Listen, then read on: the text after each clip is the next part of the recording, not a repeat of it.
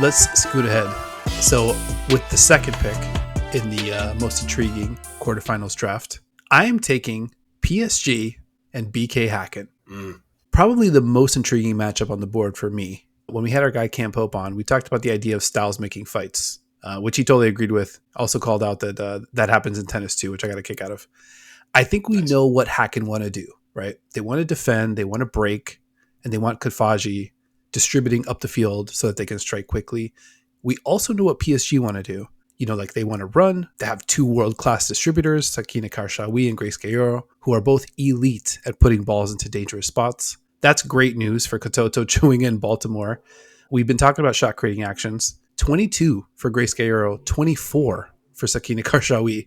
So when you have those three up front and those two distributors, that's trouble right there. But my big question, is BK Häcken, especially with that back line, a team that's basically built to stop a team like PSG?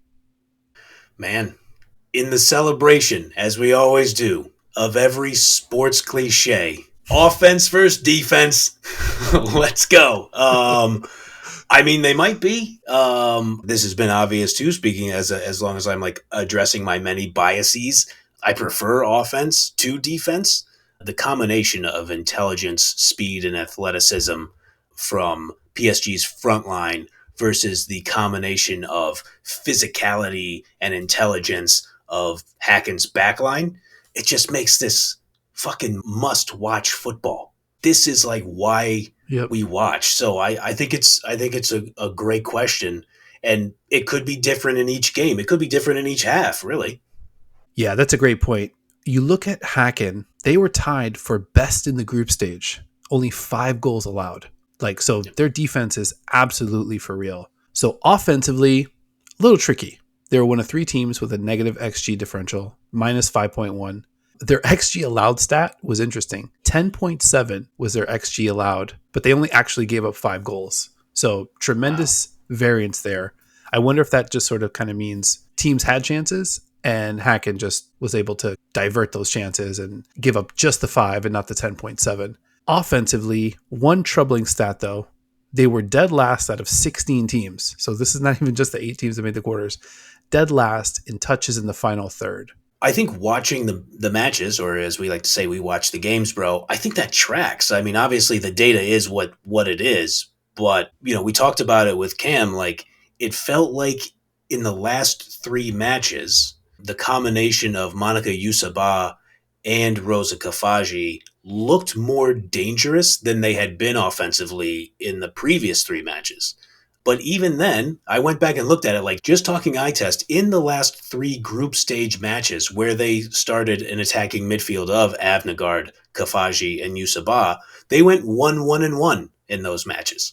So even though I felt like it looked a little better, progressively better in the eye test, they have a hell of a time finishing in the final third. And so, I don't know, man. It seems like when you have to win football games in knockout football, you got to score. That's pretty trite when you say it, but like you're not going to get a lot of 0-0. Let's try to eke this thing out in extra time or, eke this thing out in penalties. Like it's hard to win that way. Even with that said, though, their defense is so impressive. I mean, they're still lockdown. They shut out all 3 teams in the group stage. They shut out Chelsea at home. They shut out Paris FC at home. And then they went to Madrid and shut them out. I'm not saying you could win like that, but you might be able to win like that.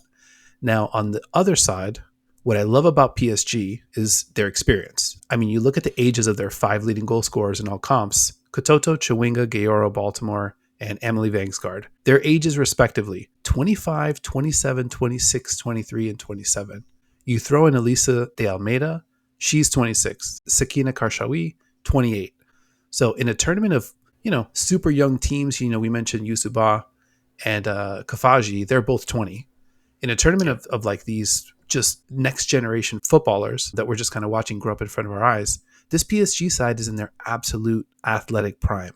So it's like no knock on the youngsters, but these are like grown-ass women out here just game-wrecking. Yeah. And I think at some point, the physicality starts to wear on you as a team when they're just more mature, they're stronger, they're faster. So the key question to me is, will they be able to stay patient enough? This is PSG, to wait for their opportunity for the game to break open, which could take a match and a half to materialize, considering how good Häcken's been defensively. Like, can they stay patient? Can they stay organized? Can they avoid getting sliced by some Rosa Kafaji magic? I think it's a great point. And one thing that I failed to mention in the Braun-Barcelona matchup is in this first leg, for Barcelona, you got to go to Norway. And for PSG, you got to go to Gothenburg. Mm-hmm. So it's going to be cold, and you're going to have these incredible athletes running at you. And I don't think PSG is going to be necessarily shy about banging into Sweden's back line. I mean, you talk about kind of like the war of attrition there, that physicality versus that speed. And we've talked about kind of how De Almeida's attitude kind of like, really De Almeida and Karchaoui, how their attitude kind of like reverberates through the squad. If BK Häcken thinks, and by extension the country of Sweden, thinks that like we're just going to bully PSG, I think they might be in for a surprise that PSG is going to say, okay, yeah, we'll fight you too. Like we'll play very physical with you as well. Physically, I think it's a tough matchup for Häcken. For sure. Where they could excel is organizationally and through like their discipline. And then, like I said, some Kafaji magic. You know, Yusuba, she's a terror. Like, for sure. She'll run past anybody. And she's pretty good on the ball as well. So that's the recipe for them. And I just want to watch it. I just want to see it kind of play out. The offense versus defense, like you mentioned. And then just get to the bottom of which of those wins championships. We must know.